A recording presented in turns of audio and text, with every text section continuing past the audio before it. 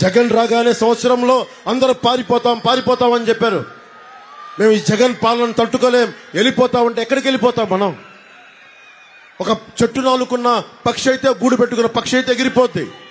కానీ మనం వేళ్ళూరు కొనిపోయాం చెట్టుల్లాగా. తుఫాన్ వచ్చినా, భూకంపాలు వచ్చినా ఎక్కడికి వెళ్ళలేం. మనం నేల విడిచి ఎక్కడికి పారిపోతాం? ఈ నది, మన పెన్నా నది ఈ నేలను విడిచి సింహపురిని విడిచి పారిపోద్దా? కష్టాలు వచ్చినప్పుడు పారిపోద్దా పెన్నా నది? కష్టాలు వచ్చినా, జగన్ వచ్చినా, జగన్ అమ్మ మగుడు వచ్చినా మనం పారిపో. ఇక్కడ కూర్చొని నిలబడతాం, పోరాడతాం, చొక్కా పట్టుకొని నిలదీస్తాం, మన హక్కుల్ని సాధించుకుంటాం.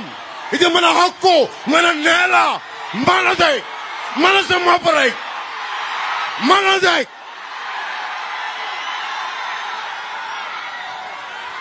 సముద్రం ఒకరి కాళ్ళ దగ్గర కూర్చొని మరగదు. తుఫాను గొంతు చిత్త మరణం ఎరగదు.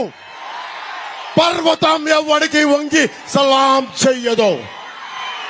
మనమంతా కలిపి పిడికిడి మట్టే కావచ్చు, గొంతెత్తితే ఒక దేశపు జెండా కొనంత పొగరుంటుంది.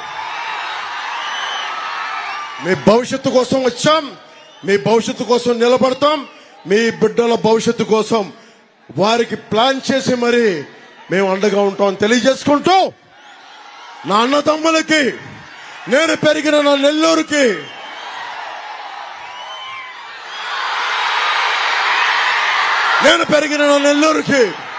ధన్యవాదాలు తెలుపుకుంటూ సెలవు తీసుకున్నాను.